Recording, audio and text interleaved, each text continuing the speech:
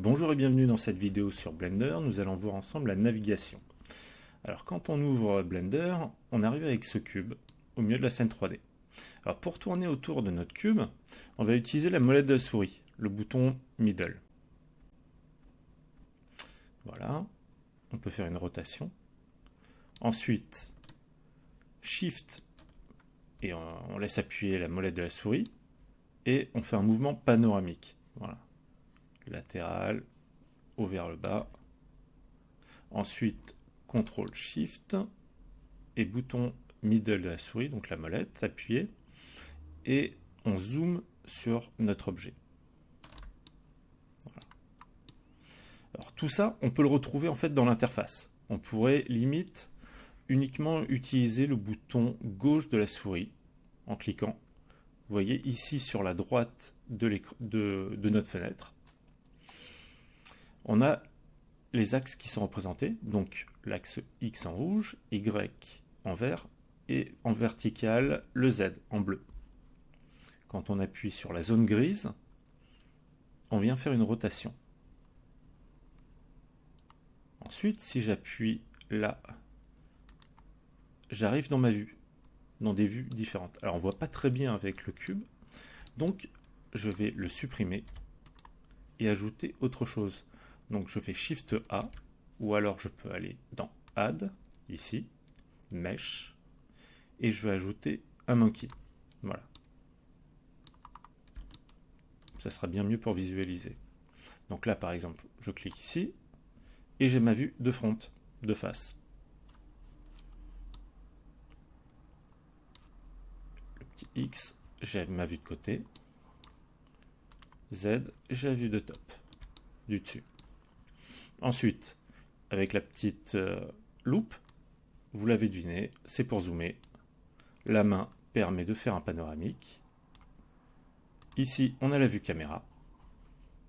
Et oui, on a des caméras dans Blender, ce qui nous permet d'avoir des rendus. On verra ça un peu plus en détail, plus tard. Et ici, on peut passer de la vue perspective à la vue orthographique. Alors la vue orthographique, ça permet de supprimer tout effet de déformation de la perspective, et c'est très utile pour travailler avec une image de référence à l'arrière, ou alors sur un plan. On a toutes ces vues aussi ici. Là, vous allez dans Viewpoint, et vous voyez, on a toutes nos vues. Alors, avec des raccourcis clavier, vous les retrouvez ici à côté. Donc, 0 pour la caméra. 1, on est en vue de face. Je fais CTRL 1, on a la vue arrière.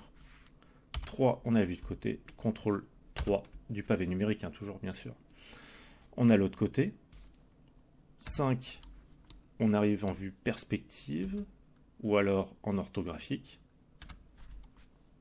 7, vue de dessus. CTRL 7, de dessous. Ensuite, CTRL ALT Q. Retenez bien ce raccourci clavier, ça permet de splitter la vue en 4. Donc on a vu notre vue perspective, mais aussi du dessus, de face et de côté. On peut bien sûr changer les vues selon ce qu'on veut faire. Par exemple, si on veut modifier notre objet, c'est bien pratique. Voilà. Pensez-y, CTRL ALT Q. Ensuite, si vous voulez agrandir la zone de travail, CTRL espace, et voilà. Il existe une méthode alternative pour la navigation.